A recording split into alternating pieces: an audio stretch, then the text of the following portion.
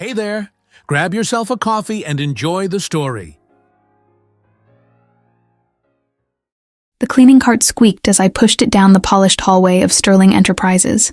My reflection glided alongside me on the glass walls of the conference rooms, a ghost in gray uniform carrying the invisible weight of a life I once had. The executive floor was always the quietest at 7 in the evening, just how I liked it. Everyone had gone home except for those chasing promotions or hiding from their families. Neither group noticed the cleaning lady. I hummed softly as I emptied the trash bin beside Maxwell Sterling's mahogany desk. His office was unnecessarily large, with floor-to-ceiling windows overlooking the glittering cityscape. Family photos adorned one wall, smiling children and a beautiful wife, their faces turned toward someone they believed was a good man. Appearances could be deceiving.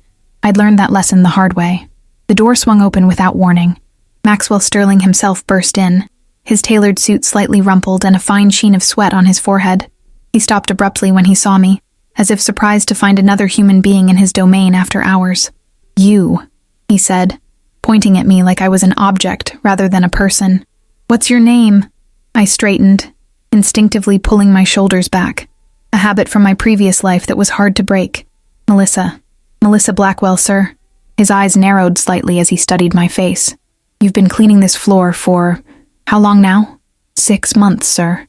6 months, 2 weeks, and 4 days, to be precise. Not that it mattered to him. Maxwell paced the length of his office, running his fingers through his salt and pepper hair. "Melissa, I have a situation. An emergency." He stopped and turned to me with an intensity that made me take a step back. "The Zhao delegation from China is here for the contract signing tomorrow. The most important deal of the year, possibly of my career." I nodded politely, wondering why the CEO of Sterling Enterprises was sharing business details with the cleaning staff. My wife was supposed to join us as hostess for the evening. Cultural expectations, you understand. These Chinese businessmen, they bring their wives. They expect to see mine. He waved his hand dismissively. "Caroline has taken ill. Food poisoning. She can't make it. I'm sorry to hear that, sir." I moved to continue my cleaning, but he stepped directly into my path. "Here's what's going to happen," he said, his voice dropping to a conspiratorial whisper despite us being alone. "You're going to be my wife tonight." The trash bag I was holding slipped from my fingers, spilling paper clips and crumpled sticky notes across the polished floor. "Excuse me?" "Not literally," Maxwell said, rolling his eyes. "Just for the meeting. You'll dress appropriately, smile, shake hands, and not say a word unless directly addressed. In which case, you'll defer to me." He reached for his wallet. "I'll pay you $500 for 3 hours of your time. That's more than you make in a week, isn't it?" The casual arrogance of his assumption made my blood simmer. 5 years ago, I would have billed $500 for 30 minutes of my time as a corporate attorney. I had negotiated contracts worth millions, argued cases before judges, and closed deals that made men like Maxwell Sterling rich. But that was before everything fell apart. "Sir, I don't think..." "1,000. He said sharply, misinterpreting my hesitation as negotiation. "Final offer. The meeting starts in 2 hours. He checked his watch. "Valencia will help you find something suitable to wear. I need this to work, Melissa." For the first time since he'd burst into the room, I truly looked at Maxwell Sterling. Behind the imperious tone and entitled demeanor, I saw genuine desperation in his eyes. Whatever this deal was, it mattered to him beyond money. There was fear there too, the kind that keeps powerful men awake at night. "May I ask what this meeting is about?" I ventured cautiously. Maxwell's expression softened slightly, perhaps surprised by my interest. "Sterling Enterprises needs this partnership with Zhao Industries. The economy is turning, and we're overextended. This deal secures our future, and the jobs of over 3,000 employees. 3,000 people. Families, mortgages, children's college funds, retirements. All potentially riding on whether I played pretend wife for an evening. The magnitude wasn't lost on me. "Fine," I said quietly. "I'll do it." The relief on his face was immediate and almost boyish. "Excellent. Valencia will meet you in the executive bathroom in 10 minutes. Don't worry about the cleaning. I'll have someone else finish your shift." As I turned to leave, Maxwell added, "And Melissa, thank you. This means more than you know." If only he knew what I knew. If only he understood who he was really asking to sit at his table tonight. Valencia Reyes was waiting for me when I arrived at the executive bathroom, a garment bag draped over her arm and a determined expression on her face. I had seen her around the building before, always impeccably dressed, always moving with purpose. She was Maxwell's right hand, the gatekeeper to his kingdom. "So you're our last-minute Mrs. Sterling," she said, giving me a critical once-over. Mr. Sterling explained the situation. "We don't have much time." The executive bathroom was larger than my entire apartment, with a separate vanity area complete with shower. Valencia hung the garment bag on a hook and unzipped it to reveal a stunning midnight blue dress. "This should fit. Caroline and you are approximately the same size," she said, her tone businesslike. "She keeps several emergency outfits here for unexpected events." Of course she did. The wealthy lived in a different world, one where backup designer dresses hung in office bathrooms just in case. "Valencia," I began hesitantly as I accepted the dress. "Should I be worried about this meeting?" Mr. Sterling seemed unusually concerned. Her perfectly manicured fingers paused on the zipper. "The Zhao delegation represents our largest potential overseas expansion. The negotiations have been difficult. We've been working on this deal for 18 months. She looked at me directly. "If it falls through, there will be layoffs. Significant ones. Including cleaning staff, I imagined. The lowest rung on the corporate ladder was always the first to go." "I understand," I said quietly. "I'll do my best." "Good. Now hurry.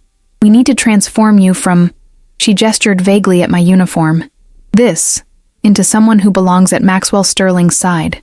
An hour later, I barely recognized myself in the mirror.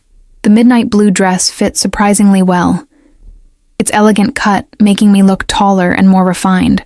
Valencia had worked magic with makeup, bringing color to my face that had been absent for years. My brown hair, usually pulled back in a practical ponytail, now fell in soft waves around my shoulders. "You clean up well," Valencia remarked, sounding genuinely impressed. "Here."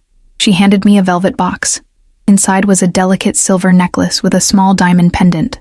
The final touch, Mr. Sterling insisted. As she fastened it around my neck, our eyes met in the mirror. "Just smile and nod," she advised. "Mr. Liu will be translating everything. The Chinese delegation speaks very little English, so you won't have to worry about conversation." Mr. Liu, the translator. Something tickled at the back of my mind. A familiar name, perhaps? I couldn't place it. "What exactly will happen at this meeting?" I asked, slipping on the heels Valencia had provided, another item from Caroline Sterling's emergency wardrobe. "It's mostly ceremonial at this point. The actual contract signing is tomorrow. Tonight is about building relationship and trust." Valencia checked her watch. "They're traditional businessmen who believe in looking a potential partner in the eye before sealing a deal. Having you there shows respect for their customs." As we walked toward the conference room, I felt a flutter of anxiety in my stomach. It had been so long since I'd been in a business setting as anything other than the invisible woman who emptied trash cans and wiped down surfaces. Part of me, a part I thought had died with my mother, sparked with interest. We paused outside the double doors of the main conference room. Through the glass, I could see Maxwell speaking with a group of Chinese businessmen in formal attire. Among them was a face that made my heart stop. Jackson Liu, the translator. The man who had been my classmate at law school 10 years ago. The man who knew exactly who I was and what I was capable of. "Ready?" Valencia asked, mistaking my shock for nervousness. I swallowed hard and nodded. There was no backing out now. Whatever game fate was playing with me tonight, I had no choice but to see it through.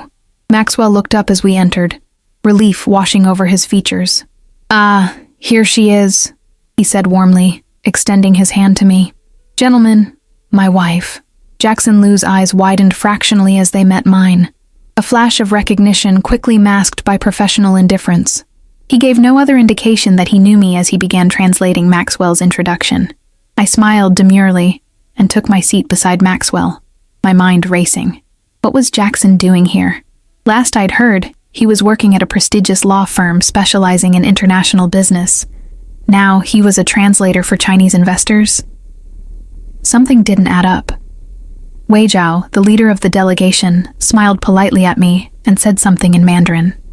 I waited for Jackson to translate, curious what he would say. Mr. Zhao welcomes you and says you bring beauty to our meeting, Jackson said smoothly. What Wei Zhao had actually said was far more elaborate. A traditional Chinese compliment about harmony and balance being restored by a feminine presence. The translation was accurate in spirit, if not in detail. I nodded graciously, playing my part. For the next hour, I sat quietly as the men discussed the final aspects of their deal. Maxwell was charming and confident, the perfect picture of American business acumen. The Chinese delegation was reserved but engaged, and Jackson translated flawlessly between them. Almost. It was subtle at first, a nuance lost here, an emphasis shifted there. Nothing that would raise alarm to someone who didn't understand both languages. But as the evening progressed, the discrepancies became more pronounced. Jackson was deliberately mistranslating key points of the conversation, particularly when discussion turned to specific contract terms. When Wei Zhao asked about the intellectual property protections in the agreement, Jackson translated it as a question about manufacturing timelines. When another member of the Chinese delegation inquired about exclusivity clauses, Jackson rendered it as a compliment about Sterling Enterprises' impressive growth. Something was very wrong. I kept my expression pleasant and engaged, but inside, my mind was working rapidly, piecing together the puzzle. I needed to see that contract. Whatever game Jackson was playing, it wasn't benefiting either Sterling Enterprises or the Chinese investors. Perhaps we should review the final terms together, Maxwell suggested as servers brought in coffee. Jackson, would you explain the key points to Mr. Zhao and his team? Jackson nodded and began summarizing the contract, which an assistant had brought in. As he spoke in Mandarin, I listened intently, keeping my expression neutral. What I heard made my blood run cold. The contract Jackson was describing to the Chinese delegation was dramatically different from the one Maxwell believed they were signing. Hidden clauses, altered percentages, manufactured loopholes. It was a masterclass in deception. If signed, Sterling Enterprises would be granting Zhao Industries access to their proprietary technology while receiving almost nothing in return. It was a corporate heist, disguised as a partnership, and Jackson Liu was the architect. Mr. Zhao says everything seems to be in order, Jackson translated smoothly, after Wei Zhao made a brief comment. They look forward to tomorrow's official signing. What Wei Zhao had actually said was that he wanted his legal team to review the translated contract one more time before proceeding, a perfectly reasonable request that Jackson had completely fabricated in translation. I had a choice to make. I could remain silent, collect my $1,000, and walk away. Whatever happened to Sterling Enterprises afterward wasn't my concern. I was the cleaning lady, nothing more. But 3,000 jobs. 3,000 lives that would be upended if this deal went sideways. And beyond that, a principle that once meant everything to me. The truth mattered. Maxwell raised his glass in a toast. To new partnerships and prosperous futures, he said, smiling broadly. As glasses clinked around the table, I made my decision. I couldn't sit by and watch this happen. Not when I had the power to stop it. Excuse me, I said softly, placing my hand on Maxwell's arm. May I see the contract briefly? I have a small question. Maxwell looked surprised but handed me the document. Jackson's expression remained neutral, but I caught the slight tensing of his shoulders. I scanned the pages quickly, my training coming back to me like muscle memory. Legal language had once been my native tongue, and my fluency hadn't entirely abandoned me. What I saw confirmed my suspicions. The English version of the contract was legitimate. The fraud was happening entirely in the translation. I set the contract down and took a deep breath. Then I looked directly at Wei Zhao and spoke in perfect Mandarin. Mr. Zhao, I believe there has been a misunderstanding in the translation of this agreement. Would you allow me to clarify a few points? The room fell silent. Jackson's face drained of color. Maxwell's mouth dropped open in shock. And Wei Zhao's eyes widened with surprise before crinkling at the corners with something that looked remarkably like respect. You speak Mandarin, Wei Zhao said in his native tongue, his expression a mixture of surprise and intrigue. I nodded respectfully. I do. I studied in Beijing for 2 years during my law school education. Jackson Liu's composure cracked visibly as he shifted in his seat. Mrs. Sterling, perhaps we should let the professionals handle the technical details, he suggested in English, his voice tight with barely controlled panic. Maxwell stared at me as if I'd suddenly sprouted wings. What's happening? He demanded, looking between me and the Chinese delegation. What did you say to them? I turned to him calmly. Mr. Sterling, I believe there's been a significant misrepresentation in the translation of your agreement. I kept my voice steady and professional. Mr. Liu has not been accurately conveying the terms between parties. The conference room erupted into a flurry of voices, Maxwell demanding explanations, Jackson attempting to regain control, and the Chinese businessmen speaking rapidly among themselves. I remained still in the center of the storm, watching Wei Zhao, who alone had maintained his composure. He raised his hand, and silence fell across the table. Please, he said in Mandarin, explain what you mean, Mrs. Sterling. I took a deep breath. There was no turning back now. The contract your team is being asked to sign bears little resemblance to what has been described to you, I explained, maintaining eye contact with Wei Zhao. The intellectual property rights, exclusivity clauses, and revenue-sharing models have all been misrepresented in translation. Wei Zhao's eyes narrowed as he processed this information. He turned to Jackson and spoke rapidly in Mandarin. Is this true, Mr. Liu? Have you betrayed both parties in this negotiation? Jackson's face had taken on a sickly pallor. Mr. Zhao, this woman is merely the cleaning staff. She's clearly confused about— I am not confused, I interrupted, switching to English so Maxwell could understand. And yes, I am the cleaning staff. But before that, I was a corporate attorney, specializing in international business law, with a focus on Chinese-American partnerships. I turned to Maxwell. Mr. Sterling, I believe Mr. Liu has been working to sabotage this deal in a way that would damage both Sterling Enterprises and Zhao Industries. Maxwell's face had turned an alarming shade of red. Is this true? He demanded, glaring at Jackson. Of course not. Jackson scoffed, attempting to regain his composure. This is absurd. She's making this up to impress you. Wei Zhao spoke again, this time in heavily accented English. Perhaps we test. He pointed at the contract on the table. Section 3, Paragraph 2. You read to me in English. Then she translate to Chinese. Then Mr. Liu translate. We compare. It was a simple but effective way to determine the truth. Maxwell nodded curtly and picked up the contract. Section 3, Paragraph 2. Sterling Enterprises retains exclusive rights to all proprietary technologies developed during the term of this partnership, with Zhao Industries granted a non-transferable license for implementation within specified markets as outlined in Appendix B. I translated this accurately into Mandarin, my words flowing more easily than I'd expected after years of disuse. When I finished, Wei Zhao looked expectantly at Jackson. The translator hesitated, sweat visibly beading on his forehead. Mr. Liu, Wei Zhao prompted.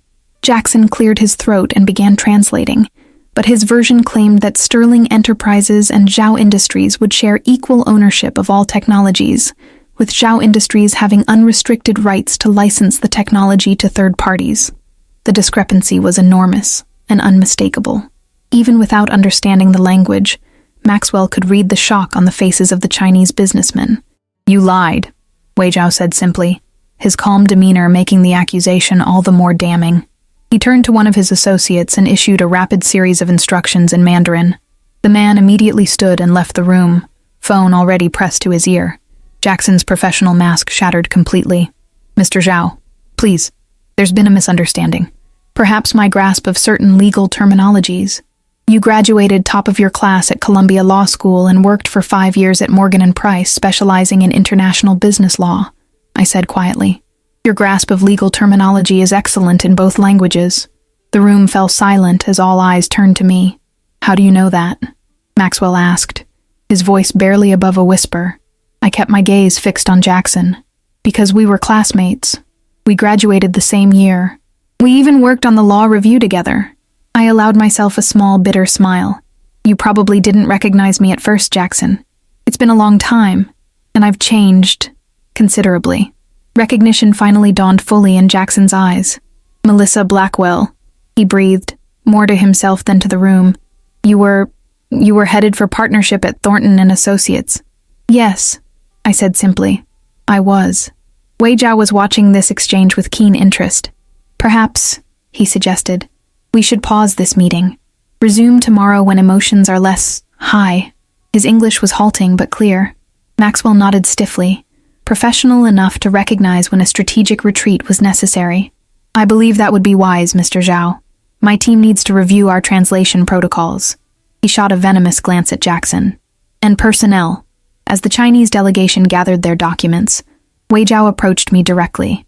"Miss Blackwell," he said in Mandarin, deliberately using my actual name rather than my pretend married one, "you have prevented a great injustice today. Both our companies would have suffered from this deception. I wonder why a woman of your talents is not practicing law." The question struck like a physical blow. I maintain my composure with effort. "Life takes unexpected turns, Mr. Zhao. Not all paths continue as we expect." He studied my face for a long moment, then nodded as if coming to a decision. "Perhaps some paths circle back to where they should have been all along." With that cryptic statement, he bowed slightly and joined his departing colleagues. Security personnel appeared at the doorway, Maxwell's doing no doubt, and escorted Jackson from the room. The translator went without resistance. His shoulders slumped in defeat. Then it was just Maxwell and me in the vast conference room, the remnants of coffee and untouched pastries scattered across the table like debris after a storm. "You're not a cleaning lady," Maxwell said finally, his voice flat with shock. "Or rather, you are, but you're also something else entirely." I sank into a chair, suddenly exhausted. The rush of adrenaline that had carried me through the confrontation was fading, leaving me hollow. "I'm exactly who I said I was, Mr. Sterling. Melissa Blackwell, member of your maintenance staff for the past 6 months. And before that, a corporate attorney, fluent in Mandarin." He sat across from me, leaning forward intently. "Why would someone with your qualifications be cleaning offices?" The question was so direct, so unprecedented in my carefully constructed new life, that I found myself answering honestly. "My mother died." The words hung in the air between us, stark and painful. She was everything to me. My father had left when I was young, and she sacrificed everything to put me through school. Law school was her dream for me. Maxwell remained silent, waiting for me to continue. When she was diagnosed with cancer, I was on track for partnership, working 80-hour weeks, handling major international clients. I twisted the borrowed diamond necklace between my fingers. I took a leave of absence to care for her during her final months. After she died, I couldn't go back. "Depression?" Maxwell asked quietly. I nodded. The grief was paralyzing. The firm held my position for 6 months, but eventually they needed someone who could function. I couldn't blame them. I took a deep breath. By the time I started to emerge from the worst of it, almost 2 years had passed. My savings were depleted. My contacts had moved on. The legal world moves quickly. A 2-year gap might as well be 20. "So you took a cleaning job." "I took several jobs," I corrected him. "Waitressing, retail, eventually cleaning, because the night shifts meant I didn't have to interact with many people. It was quieter, simpler." Maxwell stood abruptly and walked to the window, gazing out at the city lights. "You saved my company tonight," he said, his back to me. If that contract had been signed as Jackson intended, Sterling Enterprises would have been gutted. Years of research and development handed over for practically nothing. He turned to face me. "Why did you speak up? You could have remained silent, collected your $1,000, and gone home." I considered the question carefully. 3,000 employees, I said finally. "That's what you told me was at stake. I couldn't be responsible for that, not when I had the power to prevent it." A slight smile touched his lips. Integrity, a rare commodity. He approached the table again. "Our legal department clearly needs restructuring, given tonight's events.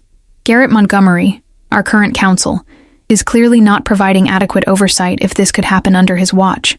I said nothing, uncertain where this was heading. "I'd like to offer you a job, Ms. Blackwell. Not as my pretend wife," he added with a wry twist to his mouth, "but as an attorney. We can start you in the legal department and see where your talents take you." The offer hung in the air between us, unexpected, tempting, and terrifying. For a moment, I could almost see my mother's face, beaming with pride at the thought of me returning to law, but the memory brought with it a wave of familiar pain. "I appreciate the offer, Mr. Sterling, but I don't think I can accept." I stood, smoothing the borrowed dress. It's been a long time since I practiced law. I'm not the same person I was then.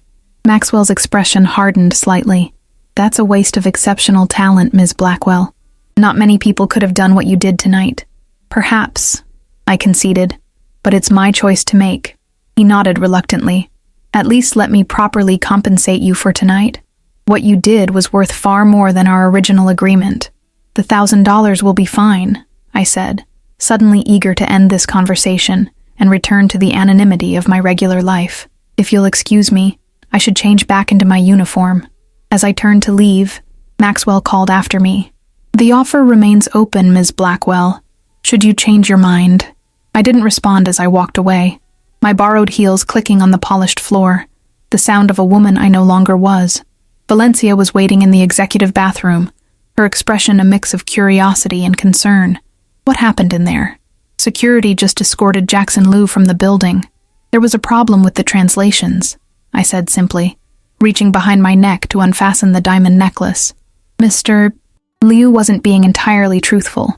Valencia's eyebrows shot up. And you knew this how, exactly? I sighed, too tired for pretense. I speak Mandarin. I caught the discrepancies.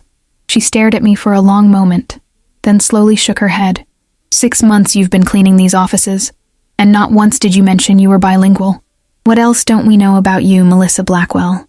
Nothing that matters anymore, I said quietly, stepping behind a privacy screen to change out of the elegant dress and back into my gray maintenance uniform.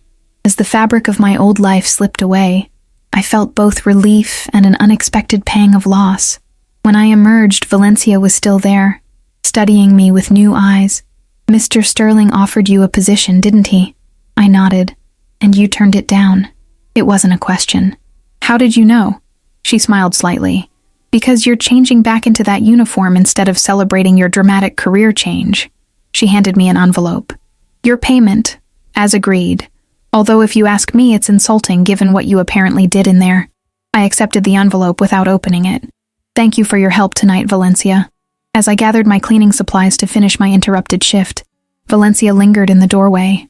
Sometimes, she said carefully, the hardest part of healing isn't the pain itself, but the fear of moving forward, of building something new that might also be lost. I looked up, surprised by her insight. My mother died too, she said simply. Cancer. 4 years ago. I understand grief, Melissa, but I also understand that staying frozen in place doesn't honor their memory. With that, she turned and walked away, leaving me alone with thoughts I'd been avoiding for too long. The following morning, I arrived for my shift as usual. The office was buzzing with rumors about the previous night's drama, the translator's dismissal, the nearly disastrous deal, the mysterious woman who had saved the day. No one connected these events to the quiet cleaning lady working her way methodically through the executive floor. I was emptying Maxwell Sterling's trash bin when he entered his office, stopping short when he saw me. Ms. Blackwell, he said, clearly surprised. You're still here. I'm scheduled until 9, I replied, continuing with my task. He watched me work for a moment. The Zhao delegation has requested a meeting with our legal team this afternoon to redraft the contract. With a different translator, obviously. I nodded politely, as if this information was of passing interest rather than directly related to my actions the previous evening. They specifically asked if you would be present, Maxwell continued. Apparently, Wei Zhao was quite impressed with your legal acumen and language skills. My hand stilled on the trash bin. I told you yesterday, Mr. Sterling. I'm not interested in returning to law. So you did, he agreed, moving to his desk and opening a folder, which is why I found this particularly interesting. He withdrew a newspaper clipping and held it out to me. Reluctantly, I took it. It was an article from 8 years earlier, a profile of rising stars in corporate law. There I was, younger and sharply dressed, standing confidently before the New York skyline. The headline read, "The Future Face of International Law, Melissa Blackwell Bridges East and West." Where did you get this? I asked, my voice barely audible. Valencia is remarkably resourceful when given a task, Maxwell said. She found several articles about you.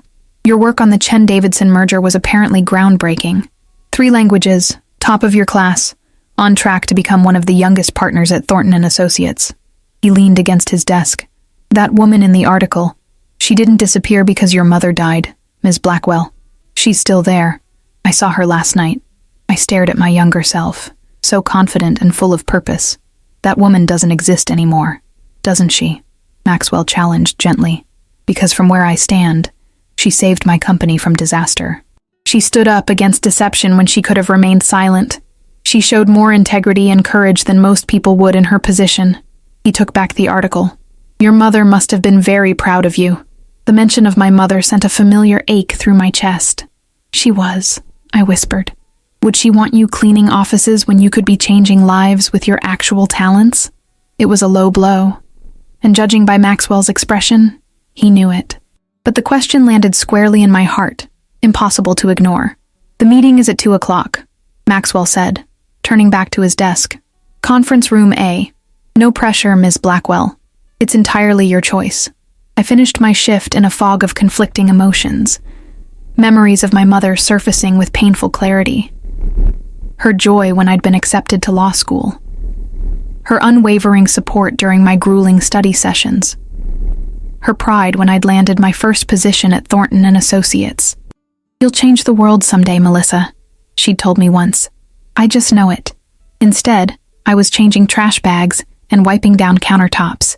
As my shift ended, I found myself walking past conference room A. Through the glass, I could see preparations underway for the afternoon meeting. Fresh notepads, water pitchers, the trappings of corporate negotiation. The sight brought an unexpected surge of familiarity, like the scent of a childhood home. For the first time in years, I allowed myself to really consider what returning to law might mean. Not just the prestige or the salary, but the work itself, the intellectual challenge, the satisfaction of crafting agreements that served both parties, the feeling of using my mind to its full capacity. And I realized, with a clarity that was almost painful, how much I had missed it. I stood outside my apartment building at 1:30, dressed in clothes I hadn't worn in years. The charcoal gray suit had been pushed to the back of my closet, a relic of my former life that I hadn't been able to bring myself to donate.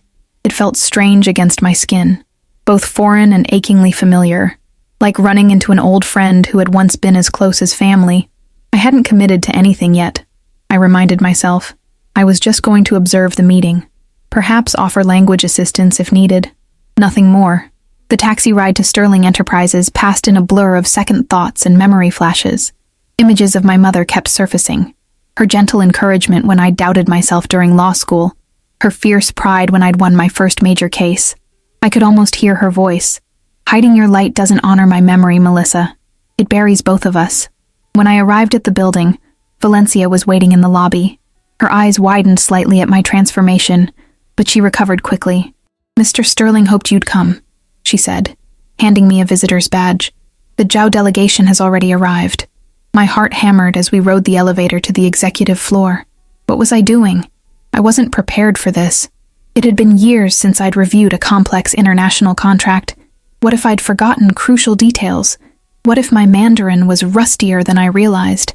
Valencia seemed to sense my anxiety. Just breathe, she advised quietly. You stopped a corporate sabotage attempt yesterday with no preparation whatsoever. Today should be a walk in the park by comparison. Her words didn't entirely calm my nerves, but they reminded me that I had already taken the hardest step. Everything else was just following through. Conference room A was already filled with people when we entered. Maxwell Sterling stood at the head of the table, engaged in conversation with Wei Zhao. A woman I didn't recognize sat nearby, presumably the new translator. Several members of Sterling's legal department were huddled at one end of the table, including a thin, nervous-looking man I assumed was Garrett Montgomery, the current legal counsel. Maxwell looked up as I entered, and a smile spread across his face. Ah, Ms. Blackwell. Excellent timing. We were just about to begin. He gestured to an empty seat near his position at the head of the table. Please join us. The legal team exchanged confused glances. Garrett Montgomery's expression was particularly bewildered as he leaned toward a colleague and whispered something. I caught the words cleaning lady and some kind of joke. Wei Zhao, however, nodded to me with genuine respect. Miss Blackwell, he said in Mandarin, I am pleased you have joined us today. I responded in kind, bowing slightly. Thank you for requesting my presence, Mr. Zhao. I hope I can be of assistance. Maxwell called the meeting to order, explaining briefly that I would be serving as a special consultant for the negotiations. He carefully avoided mentioning my current position with the company, for which I was grateful. Now, he continued, after yesterday's unfortunate translation issues, we need to revisit several key sections of the agreement.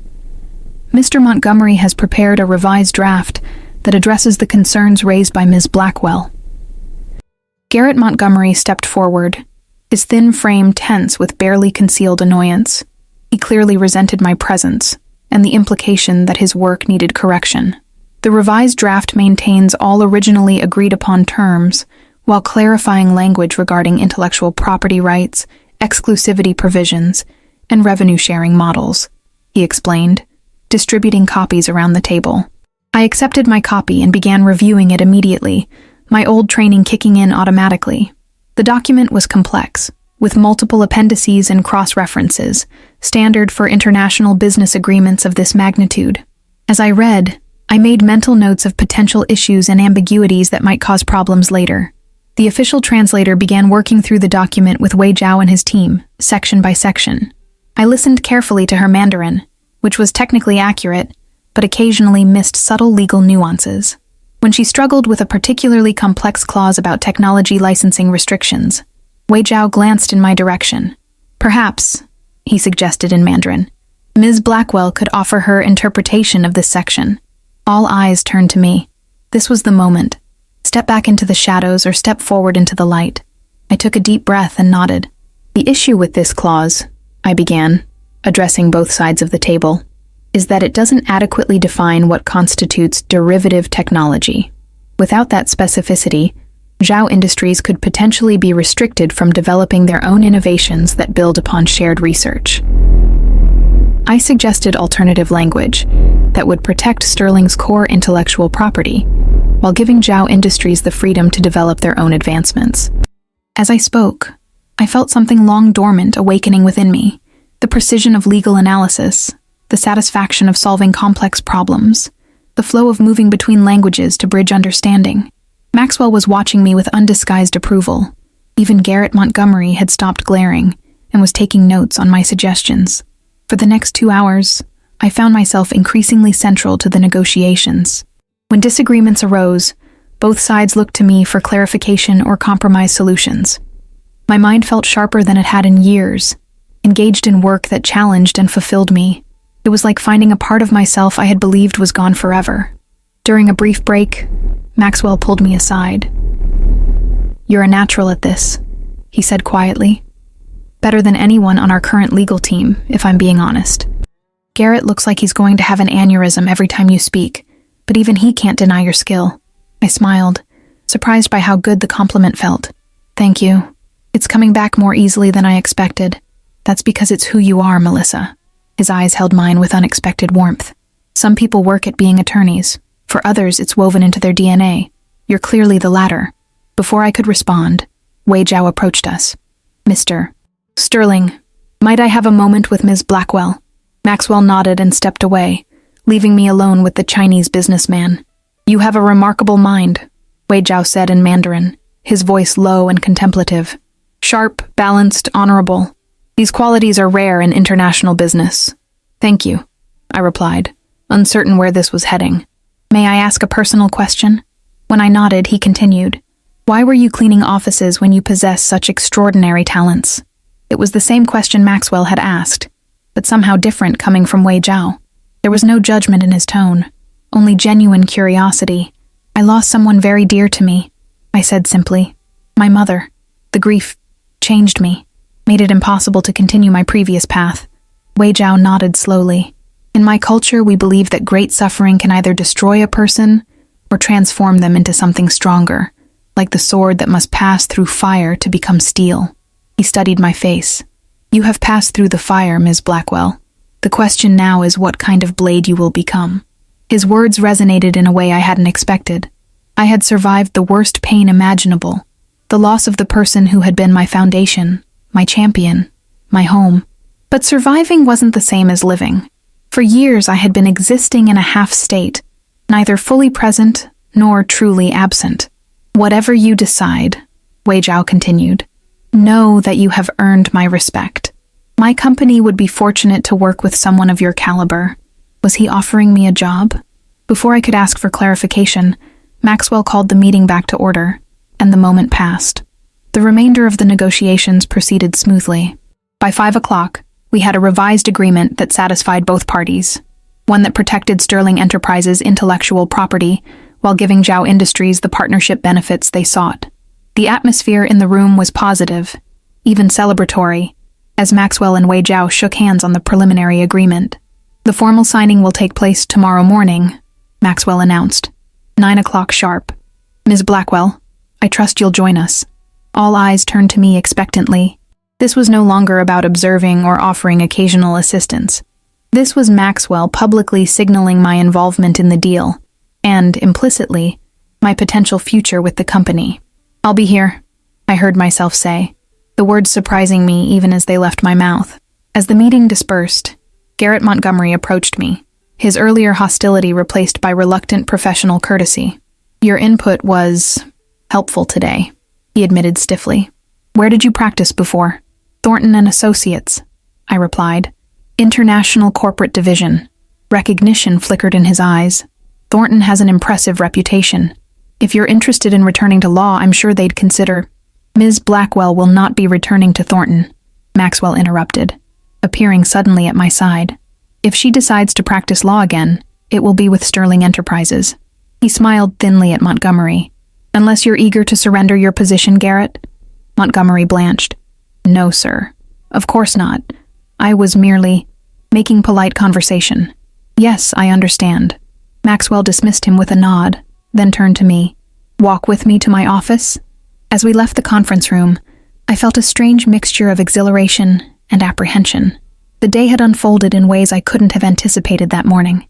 I had stepped back into a world I'd thought was closed to me forever, and it had welcomed me as if I'd never left. You were extraordinary today, Maxwell said as we entered his office. Even better than I'd hoped. It felt good, I admitted, using my mind that way again, making a difference. He gestured for me to sit, then took the chair beside me rather than retreating behind his imposing desk. It was a subtle shift in dynamic. Colleagues rather than employer and employee. I'm going to be direct, Melissa, he said, leaning forward. I want you on my legal team, not as a consultant or a temporary advisor, but in a permanent capacity. Senior counsel to start, with potential for advancement based on performance. The offer was generous, more than generous for someone who had been out of the field for years. What about Garrett Montgomery? I asked. He's your current counsel. Maxwell waved a dismissive hand. Garrett is competent, but uninspired. He follows rules. He doesn't shape them. And after yesterday's fiasco with Jackson Liu, it's clear his oversight has been lacking. He fixed me with an intent gaze. You, on the other hand, have proven yourself to be exceptional. The kind of attorney who can anticipate problems before they arise and create solutions that benefit all parties. My mind raced with possibilities. A return to law. A salary that would lift me from my precarious financial situation. Work that engaged my intellect and skills. It was everything I had once wanted. Everything my mother had wanted for me. And yet, the thought still filled me with a nebulous dread. I don't know if I'm ready, I said honestly. It's been a long time. Today proved you're more than ready, Maxwell countered. But I understand your hesitation. Grief changes us, makes us afraid to build new attachments, new purposes. His expression softened. I lost my father when I was in college. For years afterward, I was afraid to truly succeed, because every achievement was a reminder that he wasn't there to see it. I nodded, surprised by his insight and vulnerability. What helped me, he continued, was realizing that living fully was the greatest tribute I could offer to his memory. That shrinking from life didn't honor his sacrifices. It wasted them. His words struck a chord that resonated painfully in my chest. Wasn't that exactly what I had been doing? Wasting my mother's sacrifices by hiding from my own potential? I'm not asking for an answer right now, Maxwell said, rising from his chair. Take the evening to think about it. The position will be available whenever you're ready. As I stood to leave, a thought occurred to me. Why are you doing this? You barely know me. Maxwell considered the question thoughtfully. Part of it is self-interest, he admitted. You're brilliant, and you saved my company from disaster. Having you on my team is good business. He paused. But it's also because I recognize something in you. A spark that's been dampened but not extinguished. I'd like to see what happens when it's given oxygen again. I left Sterling Enterprises in a daze, my mind whirling with conflicting emotions. The familiar weight of grief still pressed against my chest, but alongside it was something I hadn't felt in years. possibility. My apartment felt smaller and shabbier than usual when I returned home that evening. I hadn't really noticed its limitations before. The water stain on the ceiling, the temperamental heater, the view of the brick wall of the adjacent building. It had been a place to sleep. Nothing more. I hadn't wanted or needed it to be a home. But now, surrounded by these drab walls, I found myself longing for something more. Not luxury, necessarily, but purpose, meaning. A life that honored my capabilities rather than buried them. I opened my closet and pushed aside the cleaning uniforms to reveal the few remaining artifacts of my previous life. Tailored suits, professional dresses, a pair of leather pumps I'd once worn to court. I ran my fingers over the fabrics, remembering the woman who had worn them with such confidence. At the back of the closet, in a box I rarely opened, was a small framed photograph. My mother and me at my law school graduation. Her face beamed with pride as she stood beside me in my cap and gown. It had been the happiest day of her life, she'd told me, seeing me achieve what she had never had the opportunity to pursue herself. "What would you tell me to do, Mom?" I whispered to the photograph, tears blurring my vision. I'm so afraid of feeling everything again, of caring about something enough to risk losing it. No answer came, of course, just the silence of my empty apartment and the echo of my own thoughts. I placed the photograph on my nightstand instead of returning it to the box. It was time to stop hiding from her memory, and from my own. The next morning, I arrived at Sterling Enterprises 30 minutes before the scheduled contract signing. I had made my decision during the long, sleepless night, turning possibilities over in my mind, until one path emerged as the only one I could truly live with. Valencia spotted me in the lobby and did a double take at my appearance. I was wearing my best suit, a navy blue ensemble that had once been my courtroom armor. My hair was styled professionally, and I carried a leather portfolio I had unearthed from storage. "Well," she said with a smile, "I guess this answers the question of whether you're coming back." "Not quite," I replied. "I need to speak with Mr. Sterling before I make any final decisions." She nodded knowingly. "He's in his office. The signing isn't for another 20 minutes. Maxwell looked up from his desk as I entered, his expression brightening when he saw my professional attire. "Ms. Blackwell, you've made a decision." "Almost," I said, taking the seat across from him. "But I need to clarify something first." He sat back, giving me his full attention. "I'm listening." "If I accept this position," I began carefully, "I need to know that it's because of my abilities, not because you feel sorry for me, or because you feel you owe me for yesterday." Maxwell's eyebrows rose slightly. "I don't make hiring decisions based on sympathy, Ms. Blackwell. And while I am grateful for your intervention with the Zhao contract, that simply brought your talents to my attention. It's those talents I'm interested in acquiring for Sterling Enterprises." I nodded, satisfied with his answer. "Then I have conditions." "I expected as much," he said, the hint of a smile playing at his lips. "Name them." "First, I want flexibility as I transition back into legal practice. I've been away for a long time, and I'll need time to update my knowledge and rebuild my confidence." Maxwell nodded. "Reasonable. What else?" "Second, I want to establish a pro bono program within Sterling's legal department. 3 hours per week of my time, and any other attorneys who wish to participate, dedicated to helping people who can't afford legal representation." His expression registered surprise, but he didn't object. "That's unusual for a corporate legal team, but not impossible. I assume you have a specific focus in mind?" "Families dealing with terminal illness," I said quietly. "People who need help navigating medical leave laws, insurance disputes, estate planning, the practical aspects of facing death that no one prepares you for." Understanding dawned in Maxwell's eyes. "For your mother," he said softly. I nodded. "If I'm going to return to law, it needs to be meaningful. Not just corporate profits, but actual human impact." "Done," Maxwell said without hesitation. "Anything else?" I took a deep breath. "Last condition. I don't want special treatment. No shortcuts to advancement. No favoritism. I want to earn my place here based on merit alone." Maxwell studied me for a long moment, then extended his hand across the desk. "Those terms are acceptable, Ms. Blackwell. Welcome to Sterling Enterprises' legal department."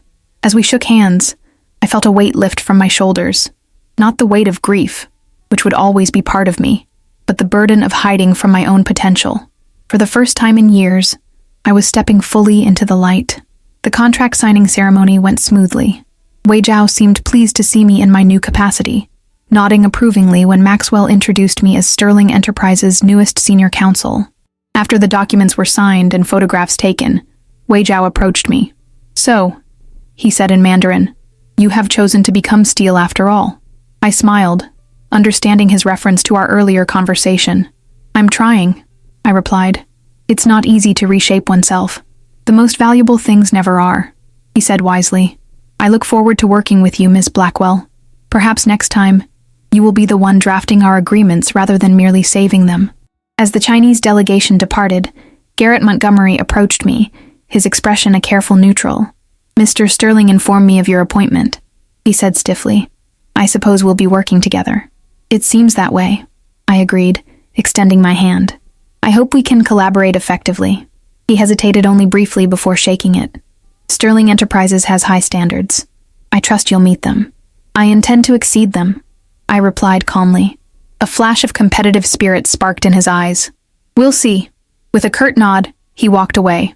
Valencia appeared at my side, watching Montgomery's retreat with amusement. "He's terrified you're after his job," she remarked. "Maybe I am," I said with a small smile.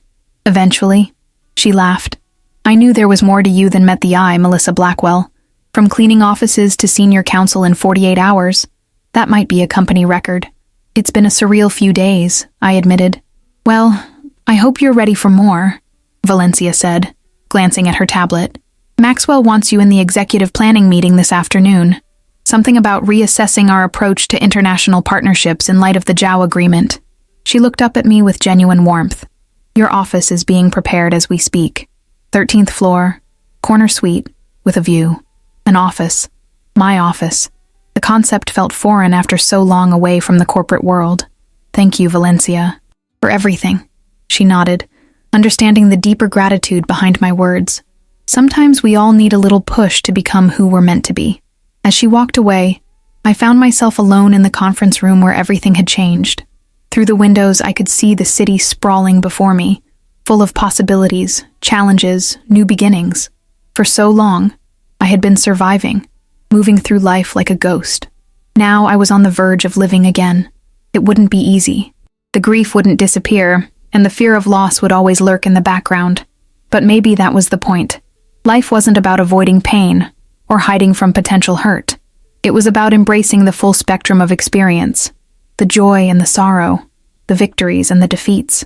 My mother had given me the foundation to build something meaningful. Now it was time to honor her sacrifice by using the gifts she had helped me develop. Not just surviving, but thriving. Not just existing, but making a difference. I picked up my portfolio and walked toward the door, ready to begin the next chapter of my life. The cleaning lady was gone. The attorney had returned. And somewhere in between those identities was the woman I was meant to become. 6 months passed in a whirlwind of contracts, negotiations, and late nights at the office. My transition back into legal practice had been challenging but exhilarating, like rediscovering a language I had once been fluent in. Each day brought new tests of my abilities, and I found myself rising to meet them with growing confidence. My corner office on the 13th floor had slowly transformed from an impersonal corporate space into something that reflected my return to professional life.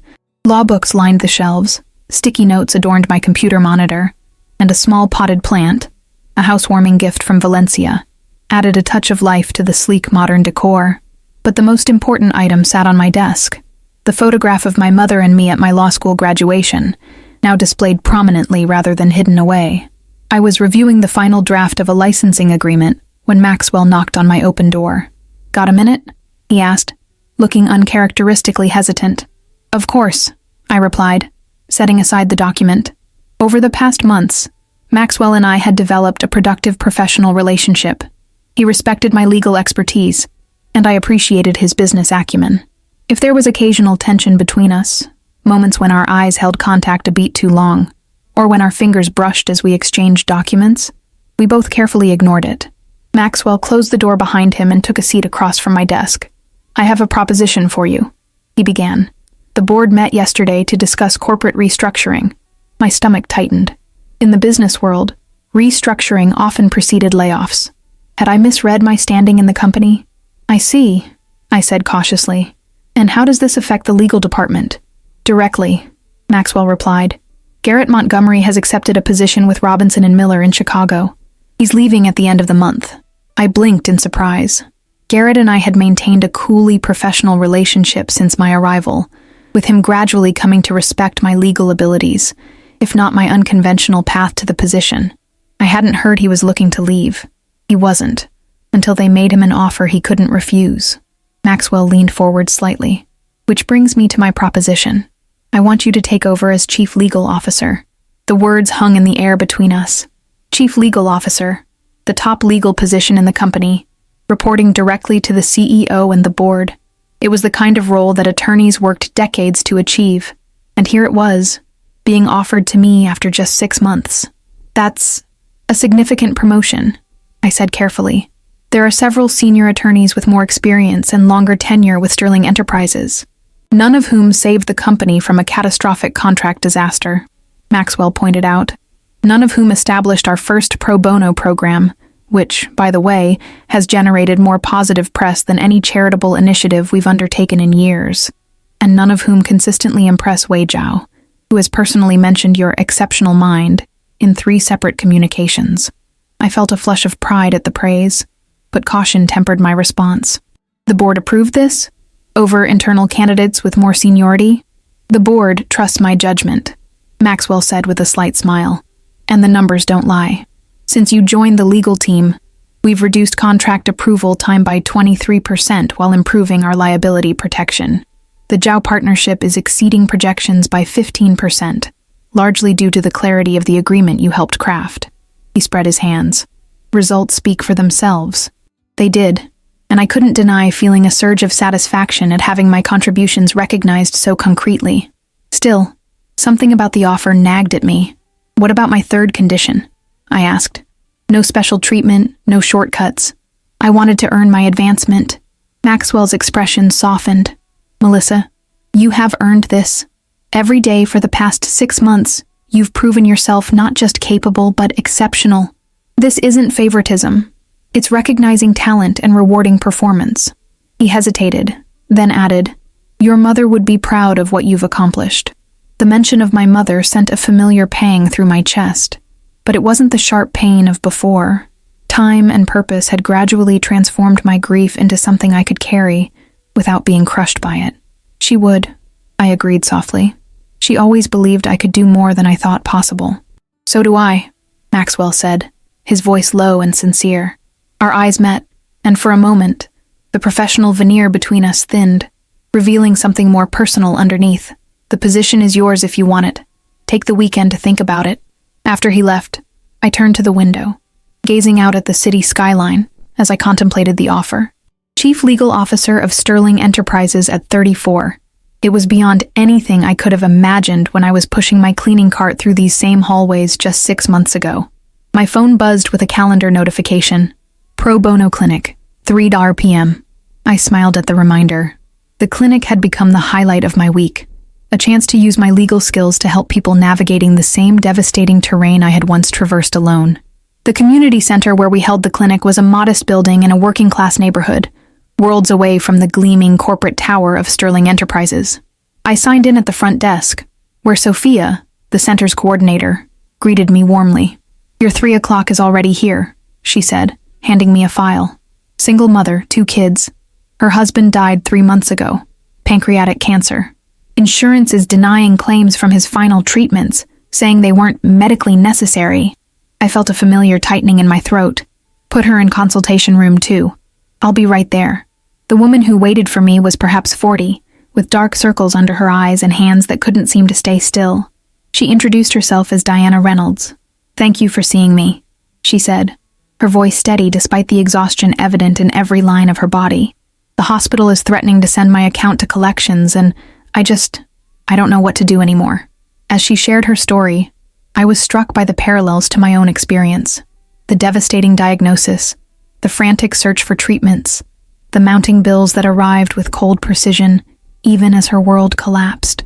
But unlike me, Diana had 2 children depending on her, and no professional skills to fall back on once the crisis passed.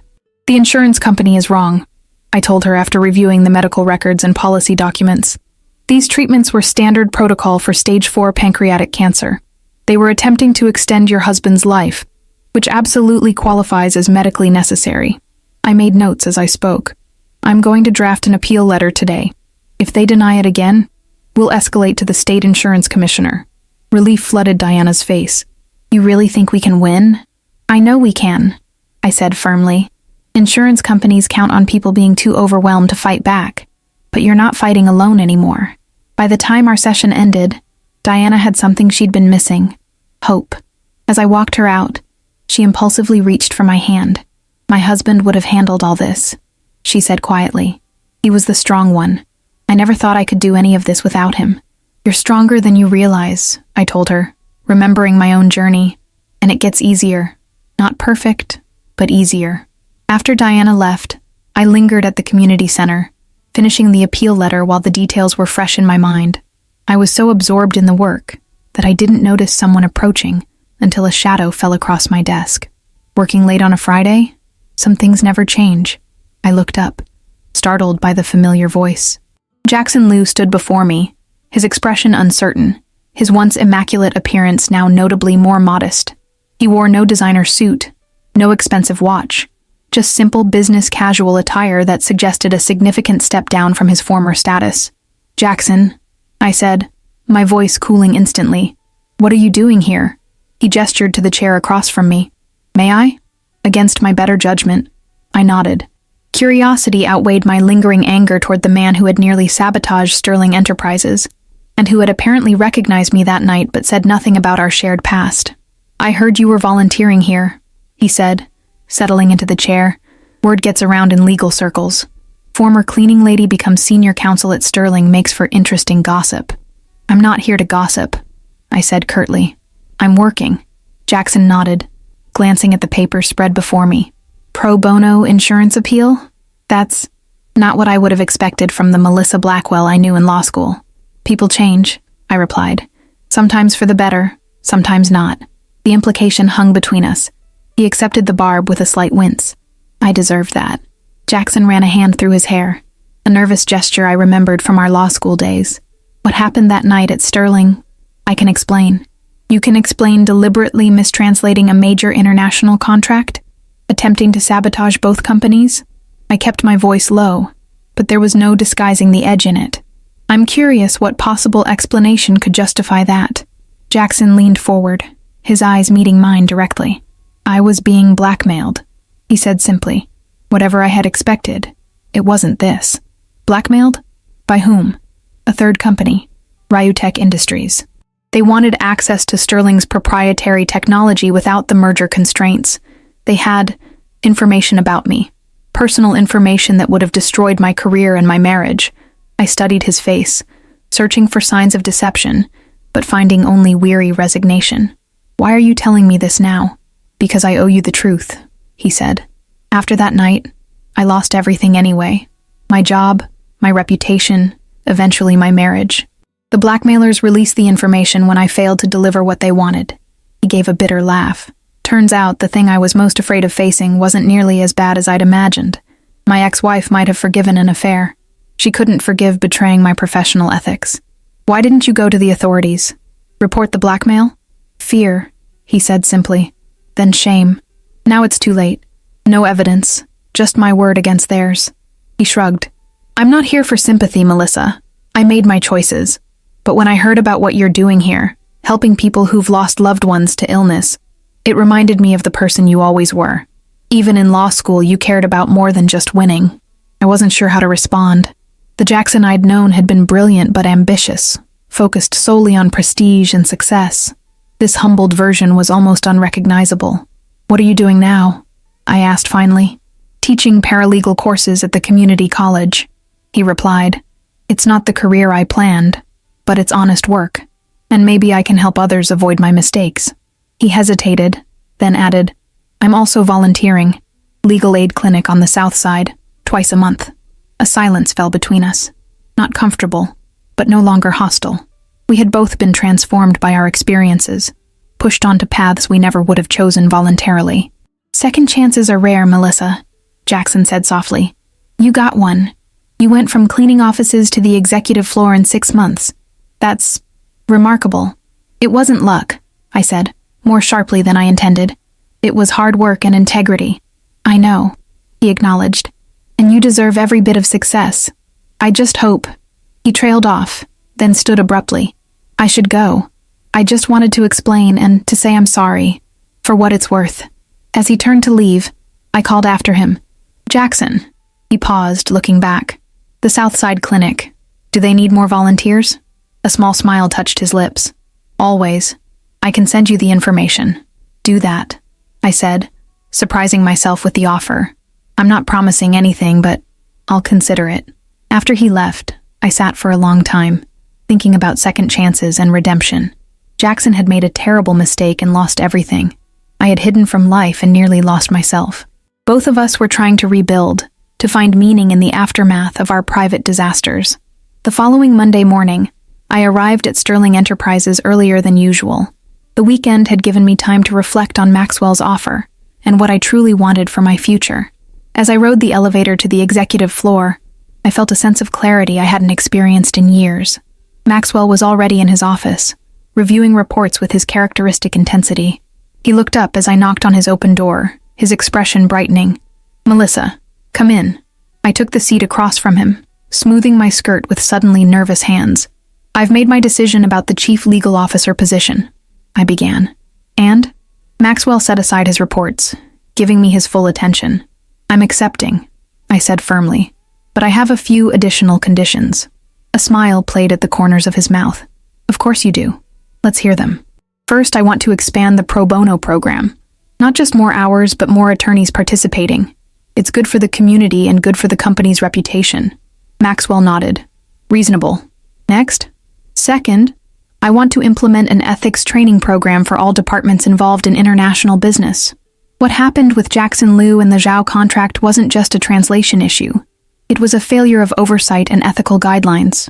Also reasonable, though the board may have questions about the cost, Maxwell said thoughtfully. And your third condition? I took a deep breath. This is more personal. I've been living like a ghost for years, Maxwell. Even since joining Sterling, I've been focused entirely on work.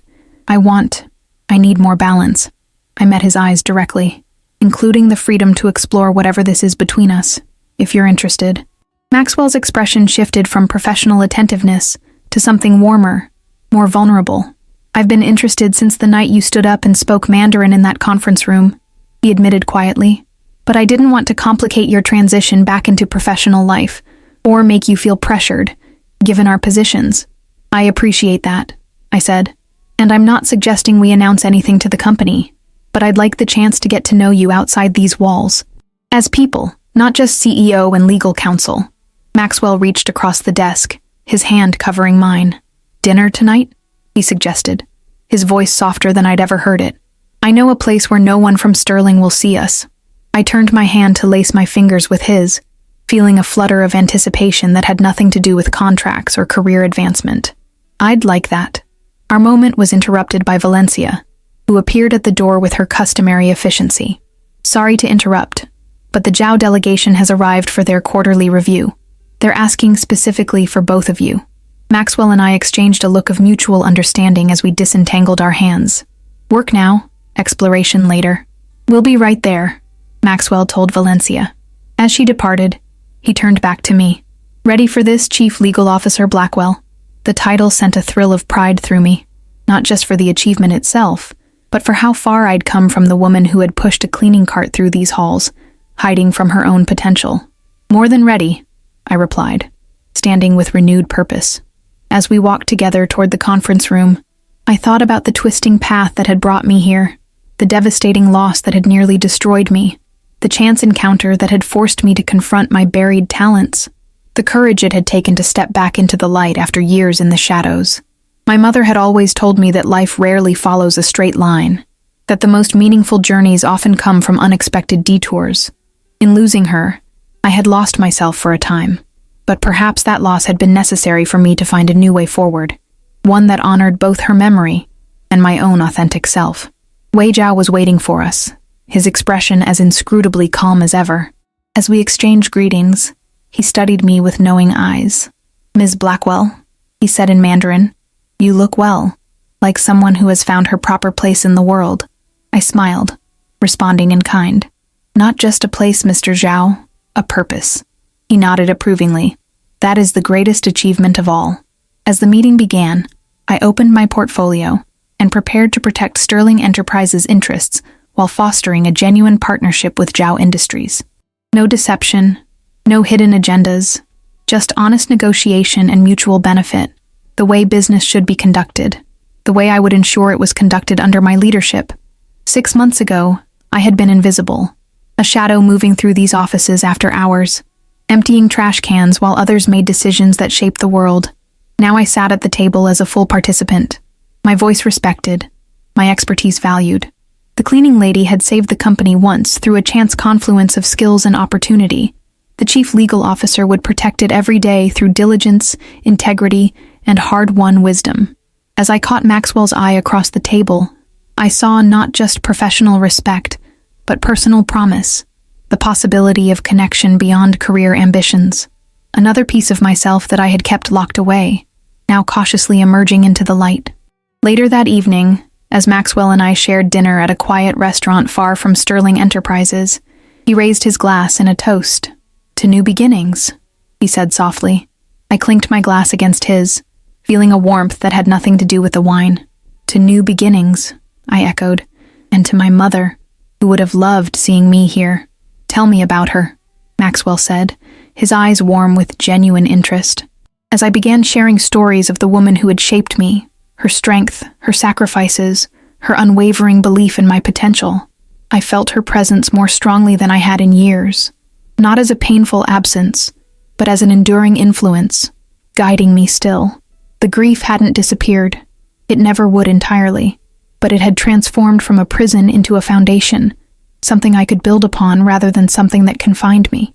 And what I was building, day by day, was a life worthy of her sacrifices and my talents. From cleaning lady to chief legal officer in 6 months, from hiding in the shadows to stepping fully into the light, from merely surviving to truly living again. Not despite my loss, but because of what that loss had taught me about resilience, purpose, and the courage to begin again. You know, Maxwell said thoughtfully as our evening drew to a close, most people would have stayed hidden. It takes extraordinary courage to reinvent yourself the way you have. I considered his words, thinking of all the moments that had led me here, both the devastating losses and the unexpected opportunities. Not reinvention, I corrected gently, recognition of who I've always been, beneath the grief and fear. I smiled, feeling the truth of it settle in my bones. I didn't become someone new. I remembered who I was. As we stepped into the cool evening air, Maxwell took my hand, his touch both tentative and promising. Another beginning, another chance to embrace life fully, with all its risks and rewards. The cleaning lady who spoke Mandarin, the grieving daughter who found her way back to purpose, the attorney who remembered her calling. All these were parts of me, pieces of a whole that was still emerging, still growing. And for the first time in years, I was eager to discover what came next. 1 year had passed since I'd accepted the position of Chief Legal Officer at Sterling Enterprises. A year of challenges and triumphs, of rebuilding a life I had once thought lost forever. My office now reflected the integration of my past and present. Law degrees displayed alongside photographs that chronicled my journey. Pride of place still belonged to the picture of my mother and me at my graduation, but it had been joined by new memories. The ribbon cutting for our expanded pro bono legal clinic, the team celebration after successfully negotiating our largest international contract to date, and a candid shot of Maxwell and me laughing at the company holiday party. Our professional facade momentarily dropped to reveal the deeper connection we'd been carefully nurturing. The morning sunlight streamed through my office windows as I reviewed the final preparations for today's board meeting. It wasn't just any meeting. It was the culmination of months of work on what we'd come to call the Blackwell Initiative, a comprehensive overhaul of Sterling's international business practices with ethics and transparency at its core. Named after me, despite my protests, the initiative represented everything I believed about how business should be conducted. Today, I would present it to the board for final approval. My phone buzzed with a text from Maxwell. "Ready for your big moment?" I smiled, typing back, "As ready as I'll ever be. See you there." Our relationship had evolved gradually over the past year, moving from cautious professional admiration to something deeper and more personal. We'd been discreet at work, maintaining appropriate boundaries while allowing ourselves to explore the connection we both felt outside office hours. It wasn't always easy navigating the complexities of a relationship with power dynamics, as complicated as ours, but we'd found our way through honesty and mutual respect. A knock at my door interrupted my thoughts. Valencia entered, impeccably dressed as always, but with an unusual tension in her posture. "Everything's set for the board meeting," she said, "but there's something you should know first." She hesitated, which was so uncharacteristic that I immediately sat up straighter. "Wei Zhao has arrived early. He's asking to speak with you privately before the meeting." This was unexpected. While Wei Zhao and I had developed a solid professional relationship over the past year, unscheduled meetings weren't his style. "Did he say what it's about?" Valencia shook her head. "Only that it's important and concerns both Sterling and your future." She gave me a meaningful look. "He's waiting in the small conference room." As I gathered my materials, a flutter of anxiety passed through me. Had something gone wrong with our partnership? Had the Blackwell Initiative somehow offended Zhao Industries? I took a deep breath, centering myself the way I'd learned to do in the courtroom years ago. Whatever the issue, I would face it directly. Wei Zhao rose as I entered the conference room, bowing slightly in greeting. "Ms. Blackwell, thank you for making time before your important presentation." "Of course, Mr. Zhao," I replied in Mandarin, returning his bow. "Your presence is always welcome at Sterling Enterprises." He smiled, gesturing for me to sit. "I have come today not just as a business partner, but as someone who has watched your remarkable journey with great interest." I settled into my chair, curious but cautious. "You honor me with your attention." Wei Zhao studied me with those penetrating eyes that seemed to see beyond surface appearances. "Do you remember our conversation when you first revealed your abilities? I spoke of suffering transforming a person, like a sword passing through fire." "I remember," I said softly. "How could I forget? It had been a pivotal moment in my rebirth." He nodded, satisfied. "I have watched you forge yourself anew this past year, from cleaning floors to leading a corporate legal department, from hiding your talents to creating initiatives that will transform how international business is conducted." He reached into his briefcase and withdrew an elegant envelope, sliding it across the table to me. "This is why I have come today." I accepted the envelope with a questioning look. Inside was a formal letter on Zhao Industries' letterhead, written in both Mandarin and English. As I read, my breath caught in my throat. "A partnership?" I looked up, stunned. "You want to establish a joint international legal ethics institute?" Wei Zhao's eyes crinkled with pleasure at my surprise. "The Zhao Blackwell Institute for International Business Ethics," he confirmed. "Based in both China and America, dedicated to promoting transparent, ethical business practices across cultures. With you as its founding director." I stared at the proposal, momentarily speechless. It was ambitious in scope, proposing educational programs for law students, consulting services for international corporations, and advocacy work to improve legal standards globally. "This would be separate from my position at Sterling?" I asked, trying to wrap my mind around the implications. "That is for you to decide," Wei Zhao replied. "Mr. Sterling and I have discussed the possibility. He understands the significance of what I am proposing. Whether you maintain your role here while building the institute, or transition to focus entirely on this new venture, that choice belongs to you." My mind raced with possibilities. The institute represented everything I believed in, using law not just for corporate profit, but for positive global change. It would allow me to combine my legal expertise, language skills, and personal experience into something truly meaningful.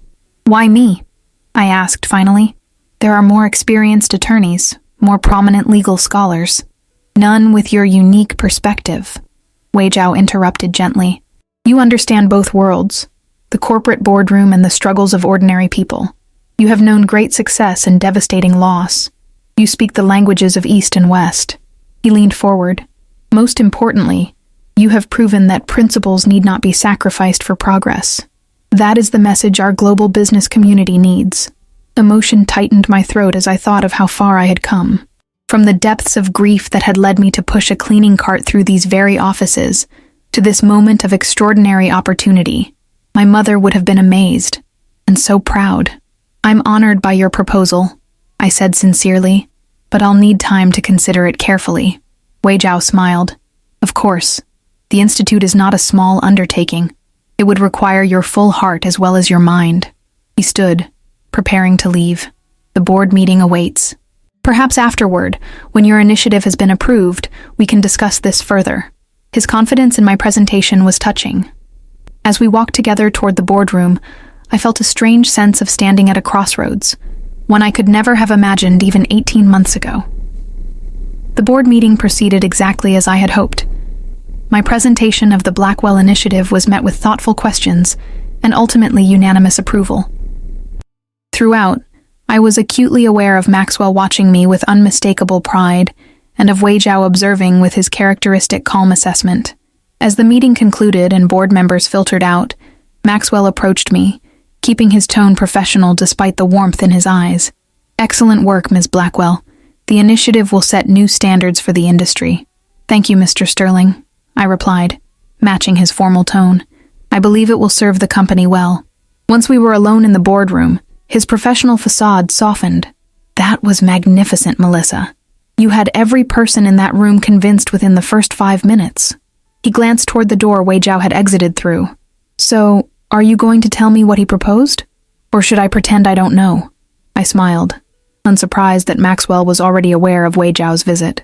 The Jiao Blackwell Institute, I said, still finding the name surreal. An opportunity I never could have imagined. Maxwell nodded, his expression a complex mixture of pride and something that looked almost like resignation. He's right, you know. No one is better qualified to lead something like this. You've always had a vision that extends beyond quarterly profits. You don't seem surprised, I observed. Wei Jiao approached me about the concept last month, Maxwell admitted. He wanted my blessing before making the offer. I raised an eyebrow. And you gave it? Even though it might mean losing your chief legal officer? Maxwell's eyes held mine steadily. Even though it might mean losing much more than that, he said quietly.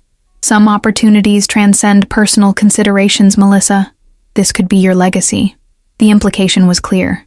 If I accepted Wei Jiao's offer and dedicated myself to building the institute, it would likely change not just my professional life, but my personal one as well. Maxwell and I had only just begun exploring what we might become to each other.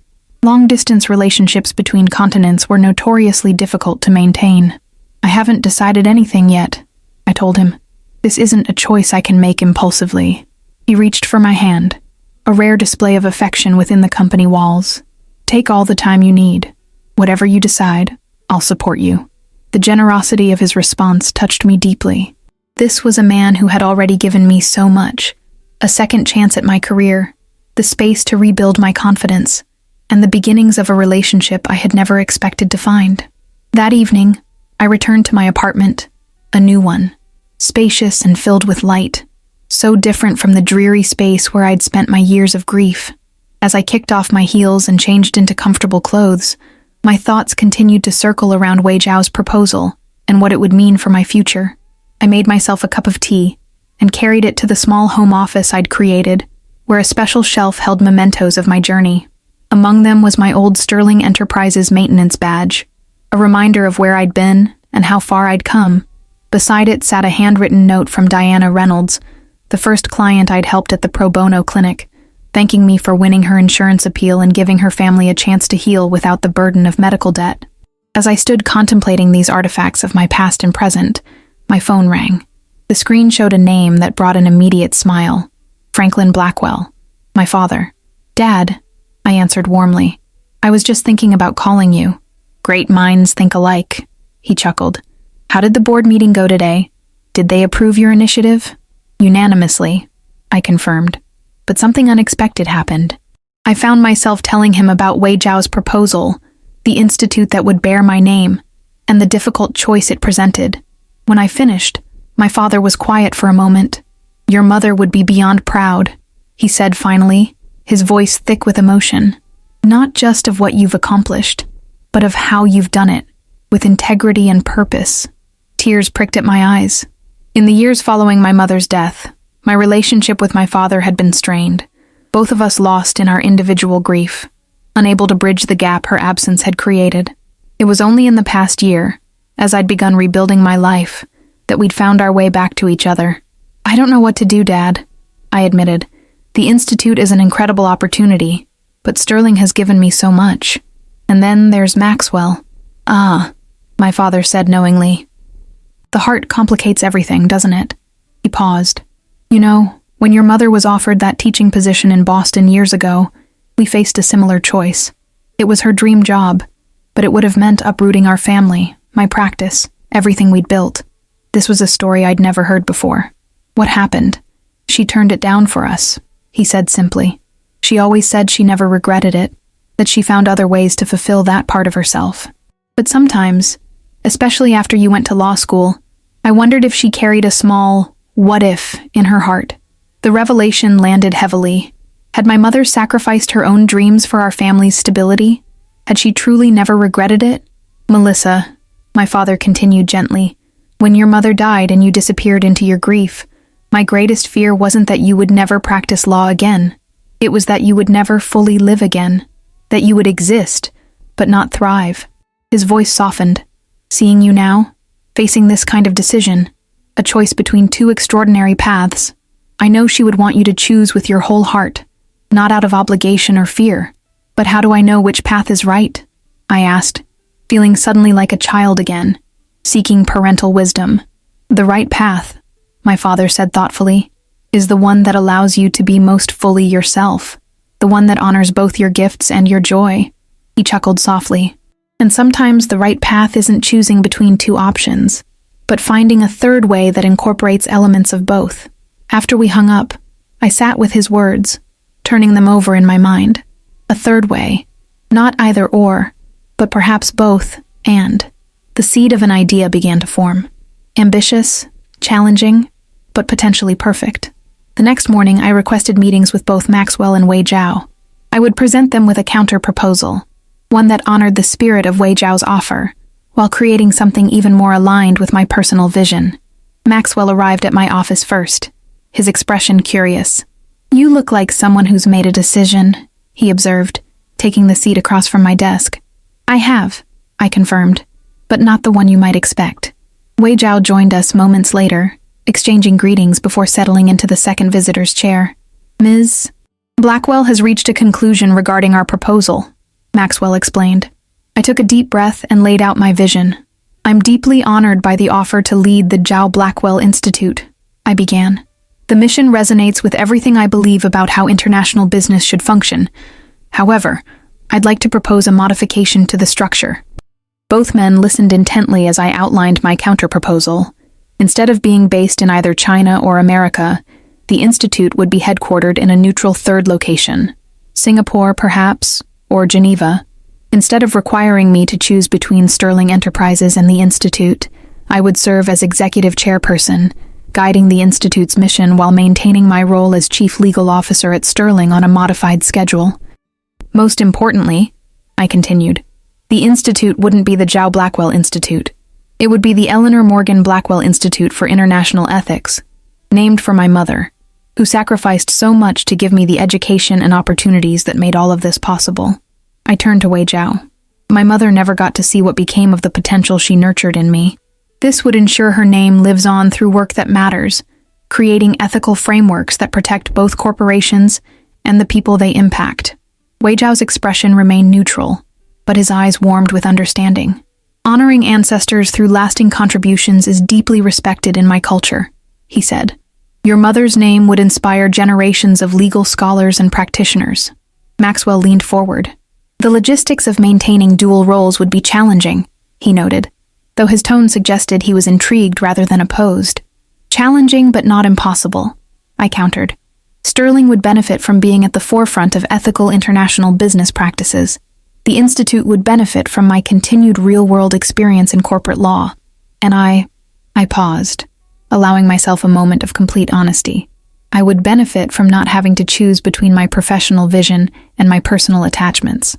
My eyes met Maxwell's briefly, conveying the deeper meaning behind those words. His expression softened almost imperceptibly. It is an ambitious proposal, Wei Jiao observed. But ambition tempered by wisdom is how great achievements are born. He exchanged a glance with Maxwell. I believe this could work, if both organizations are committed to its success. The discussion continued for another hour, refining details and addressing potential obstacles.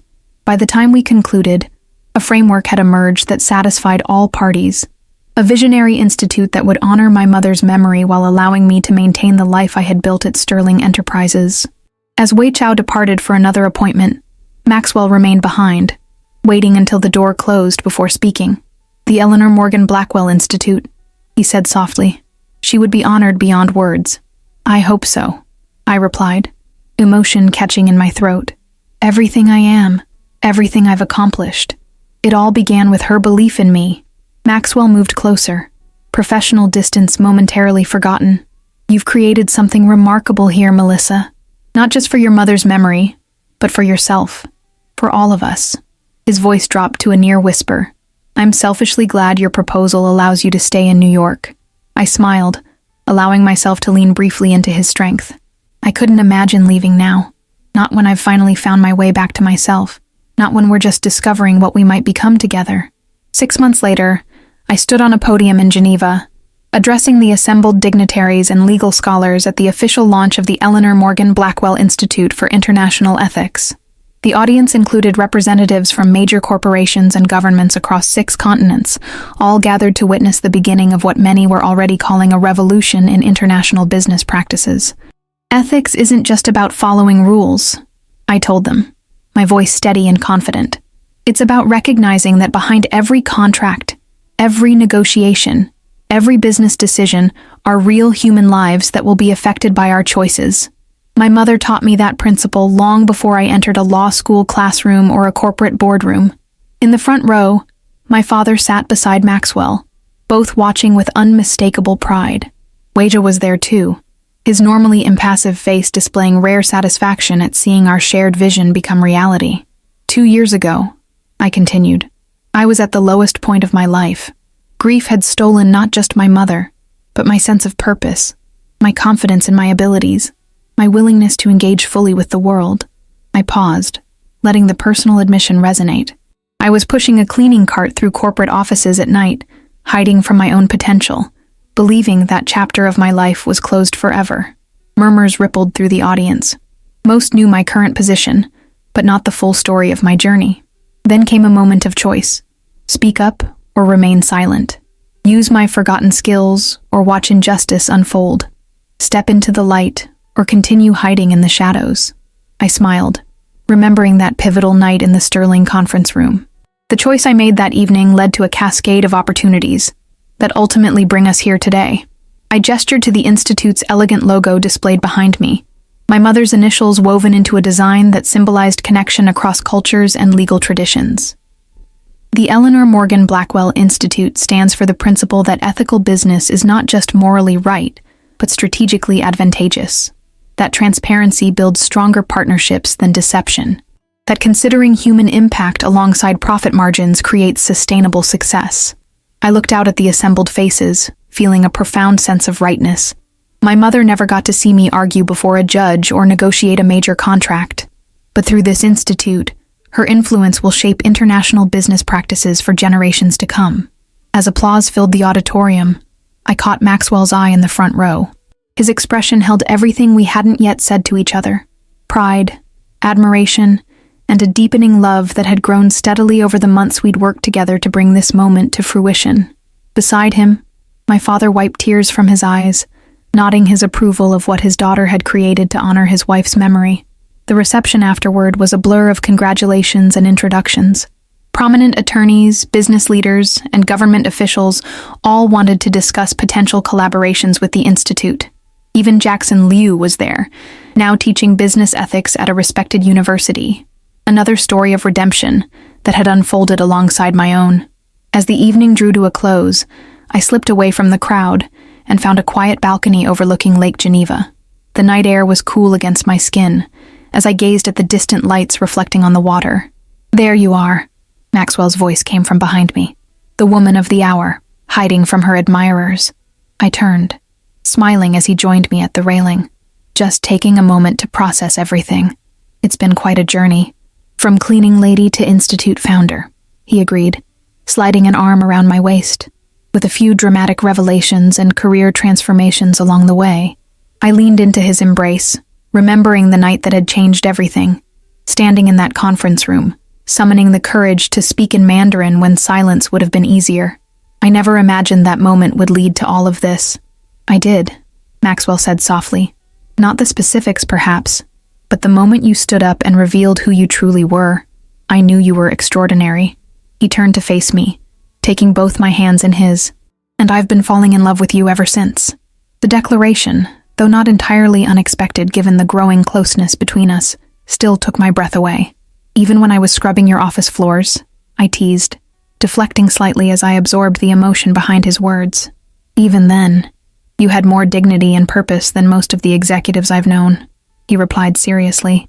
But watching you reclaim your power, rebuild your life, and now create this legacy, that's when admiration became something deeper. In the moonlight reflecting off the lake, Maxwell Sterling looked different from the imperious CEO who had ordered me to pose as his wife nearly 2 years ago. More vulnerable, more human, a man who had seen me at my lowest and my highest, and valued both. I love you too, I said simply, the words feeling right and true. Through all of this, the Institute, my return to law, rebuilding my relationship with my father, you've been my constant support. Never pushing, always believing in me. Maxwell reached into his pocket and withdrew a small velvet box. My heart skipped as he opened it to reveal a ring, not ostentatiously large, but exquisitely designed, with an emerald surrounded by diamonds.